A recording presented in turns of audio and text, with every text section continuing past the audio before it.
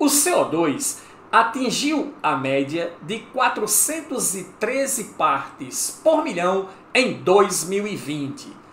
Embora seja um problema, por ser um dos fatores responsáveis pela geração de efeito estufa, o CO2 interessa aos seres vivos, pois é a matéria-prima para a produção de açúcares a partir da fotossíntese vegetal. Eu sou o professor Billy Paul, do canal de Ciências Biológicas e Autodesenvolvimento. E após a vinheta, continuando nossos estudos de ciclos biogeoquímicos, vamos conversar sobre o ciclo do carbono, especialmente para você. Vamos lá?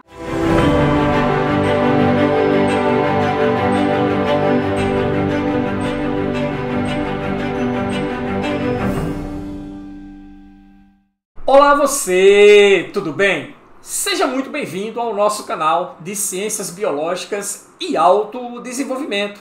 Lembre-se sempre, na descrição do vídeo temos o Biomap da aula. Baixe o Biomap da aula, habitue-se a baixar o Biomap da aula e assistir a aula com o Biomap em mãos. Isso evita dar stop no vídeo para fazer anotações. Hoje, dando continuidade aos nossos estudos de ciclos biogeoquímicos, vamos conversar com você sobre o ciclo do carbono. Professor, o que devemos saber, o que é importante sobre o ciclo do carbono? Primeira coisa fundamental, envolve a conversão constante de CO2 em C6H12O6 e vice-versa. As plantas, através do processo de fotossíntese, absorvem o CO2 como fonte de carbono para a produção de glicose, C6H12O6. Quando respiramos e quando nos alimentamos, fornecemos então esta glicose ao organismo que, combinada com o oxigênio, através do metabolismo energético dos açúcares, obtemos energia para a nossa sobrevivência através da respiração aeróbia, devolvemos o CO2 à natureza, que será novamente reutilizado pelos vegetais nos seus processos fotossintéticos, produzindo mais C6H12O6. E assim, de forma resumida, constituímos o ciclo do carbono na natureza. Professor, quais são os estoques de carbono no ecossistema? 20 mil gigatoneladas em ambientes terrestres, 750 gigatoneladas na atmosfera e 40 mil gigatoneladas nos oceanos. Nós temos uma quantidade considerável armazenada de CO2 nos ecossistemas a nível de talassociclo. Desempenha importante papel no fluxo de carbono pelos estoques, pelos diversos estoques, através dos processos de fotossíntese e respiração aeróbia, os dois mecanismos de metabolismo energético que movimentam o carbono pelo ecossistema, tanto pelo nível abiótico como pelo nível biótico. A biosfera captura mais de 4 milhões de toneladas de carbono por ano. Professor, aonde se encontra concentrado esse carbono? Nos oceanos, principalmente através da atividade de fitoplâncton, que são aquelas algas microscópicas unicelulares que vivem em flutuação na superfície marinha e que representam a base da cadeia alimentar no mar. E a outra grande parte dessas 4 milhões de toneladas de carbono nos ecossistemas florestais, que os mantém imobilizados até que esses recursos sejam utilizados pela respiração dos organismos animais. o que não acarretaria nenhum problema. A natureza tem um equilíbrio intrínseco muito bem montado. A questão é o excedente de CO2 que lançamos na atmosfera através de atividades humanas, mais especificamente combustão, que não dá para a natureza dar conta da ciclagem desse carbono de forma equilibrada. E aí vivemos então essa situação que nos encontramos hoje com o aquecimento global devido ao efeito estufa proveniente dos gases à base de carbono. Professor, por que isso? Por que isso? Seguinte, quando você estuda física, o professor de física diz para você que o vidro tem uma propriedade interessante. Devido à sua transparência, ele permite a passagem da radiação luminosa através dele, mas ele é muito ruim para dissipar o calor. Por isso que um carro estacionado na rua ao meio-dia, ele superaquece o seu interior. Não é isso? Ora, a radiação solar recebida penetra através dos vidros do carro, é absorvido pelo painel, pelos componentes do interior do veículo, e o calor gerado por essa radiação não consegue se dissipar com fluidez, com facilidade, através desses vidros. E aí, o que você tem dentro do carro é um efeito estufa. Trazendo essa relação para os gases à base de carbono, CO2 e metano, eles fazem a mesma coisa, acumulando-se, né, nas camadas mais altas da atmosfera da Terra, permite que as radiações solares de calor penetrem nessa atmosfera, atingindo o planeta, mas o calor gerado dificilmente consegue se dissipar para o espaço, mantendo-se retido no nosso planeta, o que leva a um forte aquecimento, o aquecimento global. Entendido? Beleza? Considerações importantes que você tem que saber sobre o ciclo do carbono, não pode ir para a prova sem saber disso, que é o seguinte: a combustão libera cerca de 10 gigatoneladas de CO2 por ano na atmosfera, de acordo com dados da Organização das Nações Unidas. A temperatura média do planeta, né, ela está subindo e ela vai variar entre 0,3 a 4,8 graus centígrados até o final do século XXI. Outro dado importante, nível dos oceanos entre 22 a 82 centímetros até 2100. Aumento do CO2 na atmosfera leva à acidificação dos oceanos, um problema que nós enfrentamos hoje. Existem muitos animais aquáticos, moluscos, cracas, mexilhões, tá? Corais, recifes de corais, que utilizam matéria à base de carbonato para a produção de suas conchas, para a produção dos seus esqueletos. E aí temos um problema que aparece bastante em prova, que é o seguinte: essa alta quantidade de CO2 na atmosfera está afetando o equilíbrio dos oceanos e prejudica principalmente organismos calcificadores devido a uma reação química entre CO2 e água que é bastante conhecida por você.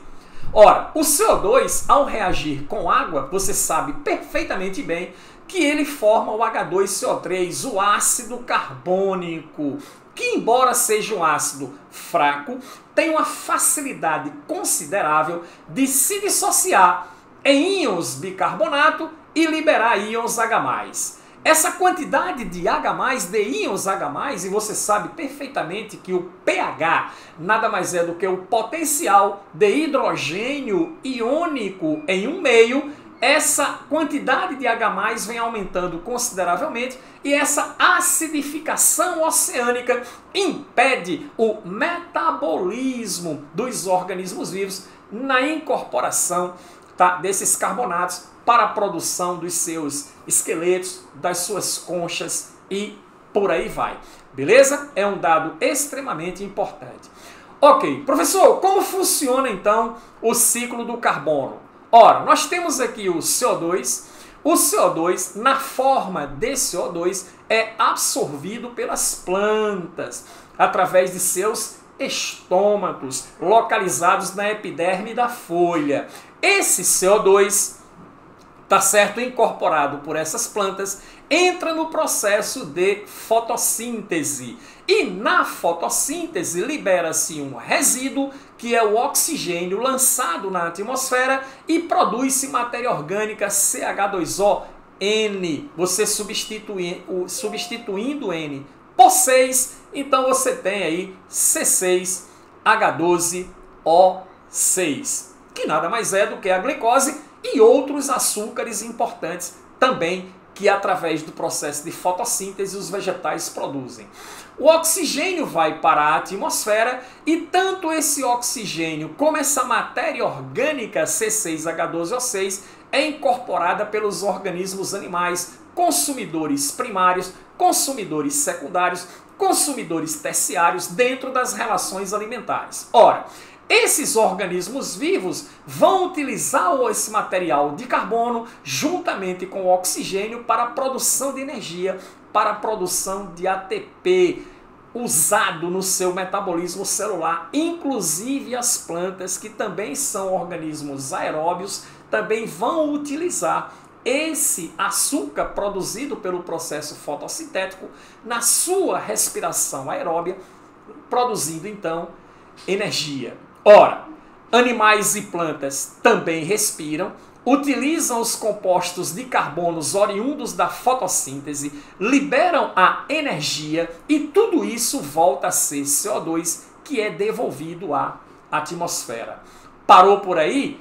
Claro que não. Cadáveres de seres vivos, excretas de seres vivos, ao sofrerem decomposição, por ação de decompositores, bactérias e fungos, também originam CO2, que é devolvido à atmosfera. Se fosse só isso, tranquilo. Se fosse só isso, perfeito. A natureza está perfeitamente equilibrada dentro do ciclo do carbono, baseado na etapa fotossintética, baseado na etapa de respiração celular. O problema está nos combustíveis fósseis. A queima dos combustíveis fósseis a nível industrial, a nível automotiva, coloca um excedente de CO2 na atmosfera que quebra o equilíbrio natural.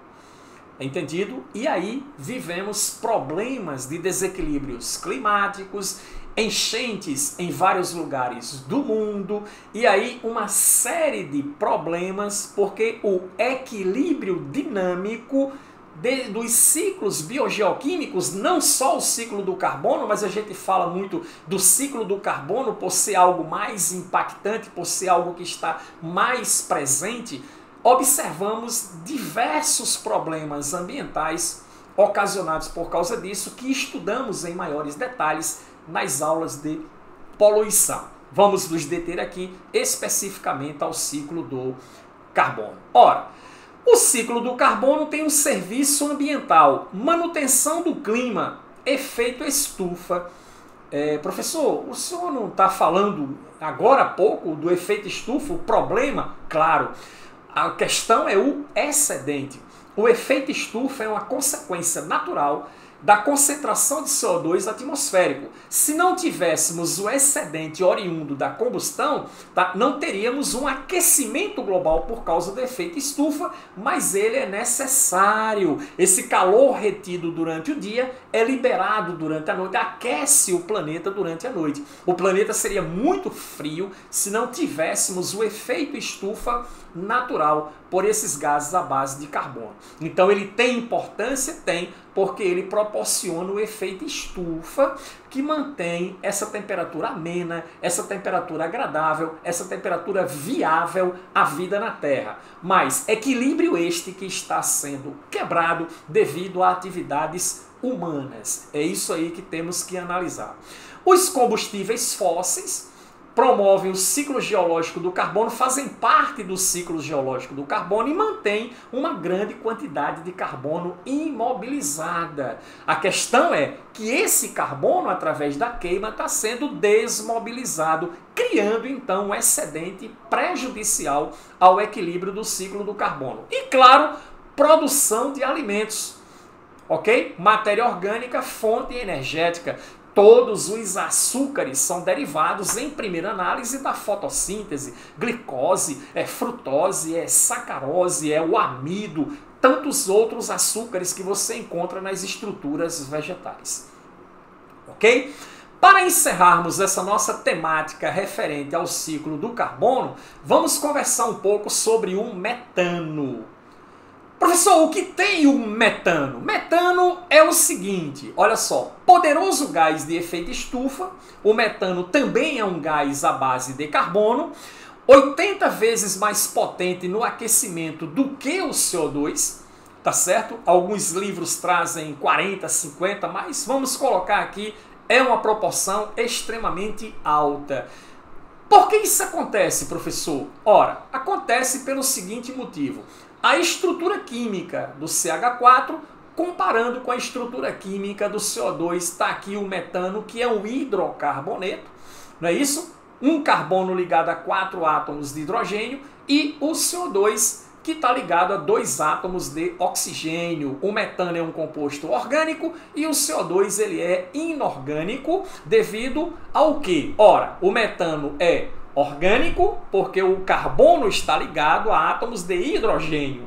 Isso é o que caracteriza quimicamente o composto orgânico. O CO2 ele é inorgânico exatamente porque está ligado ao oxigênio. Mas aí, o que é que você observa? A estrutura do dióxido de carbono é uma estrutura plana. O carbono é tetravalente, se liga por 4 ligações covalentes a 2 átomos de oxigênio, que é bivalente, e aí completam-se as valências, formando essa molécula estável.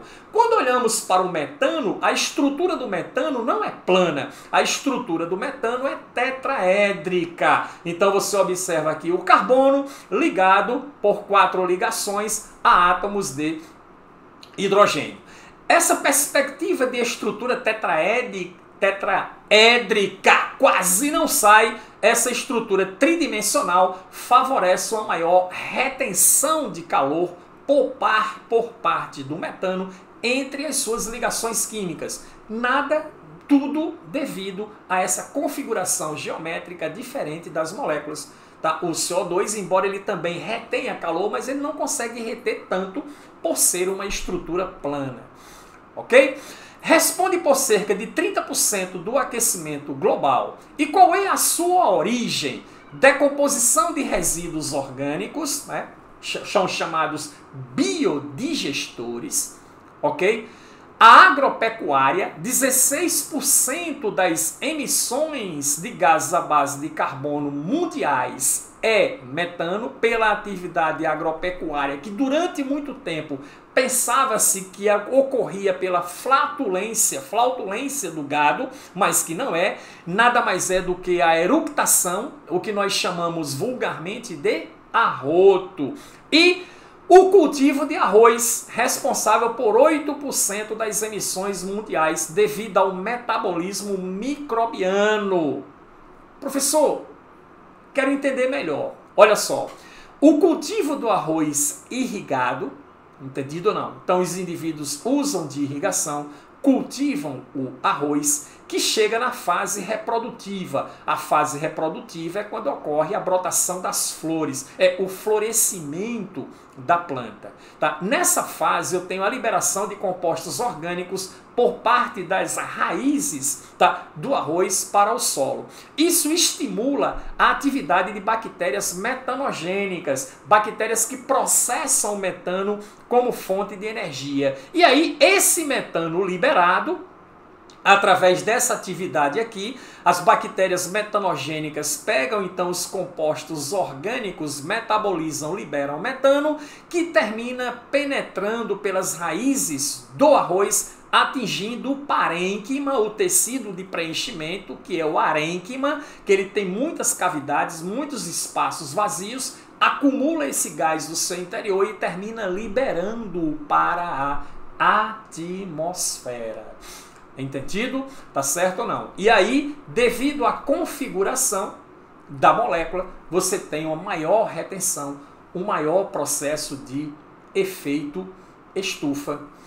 Beleza? Não saia daí. Passe na descrição do vídeo, pegue o biomap da aula, pegue o Bioese para que você possa exercitar os conteúdos aprendidos e nos encontraremos na próxima aula, ciclo do oxigênio. Lhe espero lá. Beleza?